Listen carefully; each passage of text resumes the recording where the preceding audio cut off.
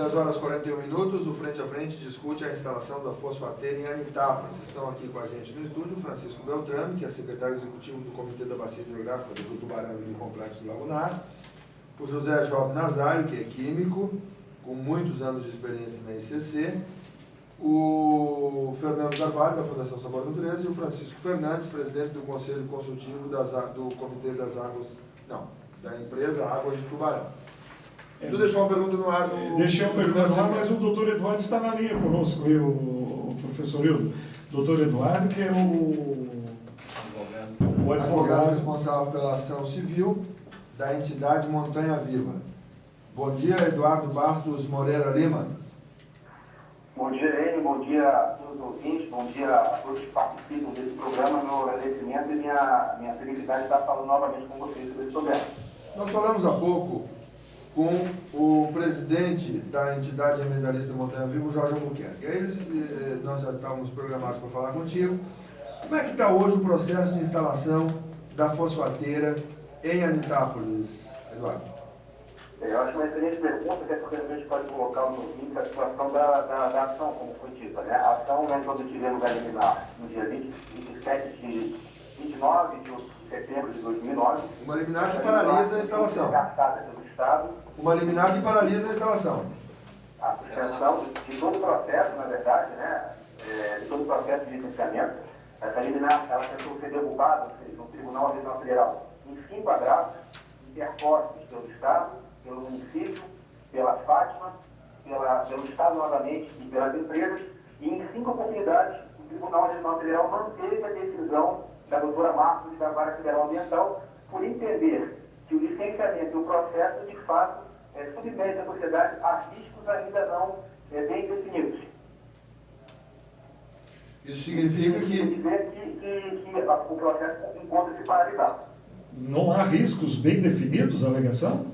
Não há riscos ambientais bem definidos, ou seja, os riscos aos quais a sociedade está sendo submetida são grandes. Ah, sim. Ao contrário, coloca o estudo de impacto ambiental. O que alega os representantes da fosfateira, o doutor Eduardo? Eles, na verdade, eu vou até fazer aqui um comentário, um trabalho excelente do Comitê de Bacias Hidrográficos, que fez um parecer, se não me engano, em dezembro, e esse parecer também foi por nós ali que estamos na ação, e com esse parecer nós pedimos também a abertura de processo criminal contra a empresa, que elaborou a RIMA, porque segundo os estudos, né, o dano seria só e apenas no Rio dos Pinheiros, ou seja, não abrangeria toda a região do complexo lagunar. Nós entendemos na ação que esse tipo de empreendimento, pela magnitude que deveria sim os municípios da região, Tubarão, Braço Norte, Gravatal, Santa Rosa, etc., né, Laguna, participarem do processo de licenciamento. E essa oportunidade não foi concedida pelos empreendedores nem pela Fátima. E agora, depois da liminar, né, nós estamos aí junto com a Assembleia Legislativa, com os movimentos da região, conseguindo algumas audiências públicas. E a última que teve agora foi Laguna, onde a sociedade está tendo um pouco mais de informação a respeito do problema, está começando a participar, graças a Deus, e está dando essa resposta. A sociedade também está preocupada e não quer, assim como a Associação Montanha Viva, o empreendimento em razão dos riscos, dos danos ambientais, econômicos e sociais que o empreendimento pode e certamente vai trazer a toda a comunidade. Doutor Eduardo, existe uma legislação que proíbe esse tipo de mineração em nascentes, em bacias de rios. Agora, o porquê que está se discutindo isso, se já existe legislação vigente em torno desse assunto? Na verdade, a Mata Atlântica tem uma legislação especial, ou seja, específica para o tipo de bioma. Na legislação da Mata Atlântica, o decreto que regulamenta, não é permitido, por exemplo, a supressão de vegetação de mata de estado primário, que nunca foi tocada pelo homem para determinadas atividades.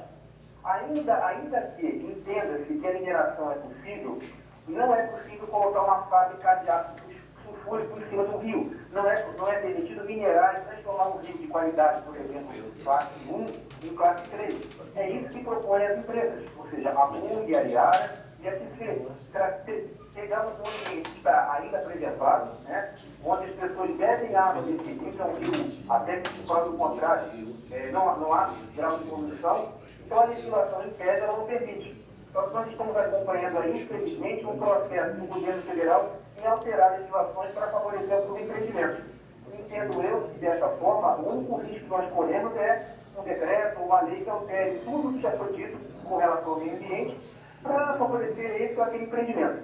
Mas entendo também que se a sociedade estiver unida em torno desse objetivo, dificilmente isso vai acontecer. Hoje, o senhor falou que 5 ações tentaram derrubar 5 agravos, aí o termo correto, o senhor me corrige, 5 agravos tentaram derrubar essa liminar concedida pela Justiça Federal em Florianópolis. Exatamente. Na vara, no regional do Rio Grande do Sul, lá em Porto Alegre, é isso?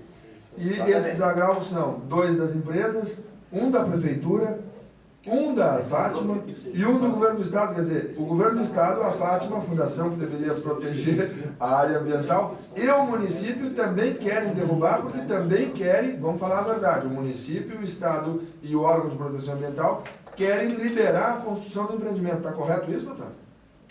Está corretíssimo. Até a minha surpresa, quando eu comecei a ver os agravos, eu só farei uma correção, né, a empresa entrou com 1 agravo, o governo do estado entrou com 2 agravos. Então, a preocupação. E tanto o governo do estado, a Fátima, a prefeitura, entraram com os agravos primeiro do que a empresa. Ou seja, o maior prejudicado nessa situação deveria ser a empresa, do nosso ponto de vista. Mas quem socorreu, quem colocou à disposição o corpo jurídico para tentar derrubar a liminar foram, e na surpresa, o poder público, representado pelo governo do estado, pela prefeitura e pela Fátima. Que são 2,5 milhões de retorno em impostos, né, doutor? Seria 1.600.000 passou o município. Aí fica uma pergunta que eu acho que é importante. E quanto o município vai gastar com saúde? Quanto o município vai gastar com educação? Quanto o município vai gastar com segurança? Quanto o município vai gastar com saneamento e habitação? Será que esses 1,5 milhão por ano seria o suficiente? Não é só o município, 1,5 milhão para Itápolis, mas e o restante da região? Tubarão, quanto custará? Para Jaguaruna, para Braço do Norte, para o restante dos municípios e toda a bacia, Toda bacia. Eu só coloquei essa questão de valoração porque esse valor era destinado apenas a Itápolis. Na ação, em nenhum momento se fala dos outros municípios, porque, volto a reforçar, o empreendimento entende que o único dano que poderia acontecer era na região do Vale e dos Pinheiros. E no nosso entendimento, né, e por isso que entramos com a ação, porque entendemos que esse dano não pode ser simplesmente setorizado em um único rio, que é o Rio dos Pinheiros, que, por sinal, é um rio tributário que alimenta o Rio Braço do Norte, que vai desaguar na região de vocês. E muita gente, nesse descer do rio, utiliza a água, seja para animais, seja para o consumo humano, e entendemos, então, assim, que esses municípios deveriam participar. Então, quando se fala de R$1,5 milhão para Itápolis, esquece dos problemas que os municípios abaixo, os antes do rio, podem sim receber. Doutor Eduardo Bastos Moreira Lima, advogado responsável pela ação civil da entidade ambientalista Montanha Viva, que paralisou o processo.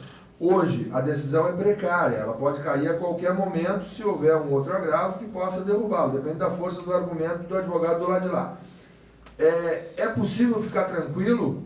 Está parado o processo? Como é que está a questão jurídica? Daqui para frente, doutor. Daqui para frente, dia 20 agora de abril, esses agravos, né, que foram interpostos em novembro, outubro, eles vão ter análise de mérito, ou seja, o que se analisou anteriormente foi saber se a liminar seria não mantida, e ela não foi, e os desembargadores agora vão analisar se o fato, o fundamento que aqui está, merece sim ser mantido.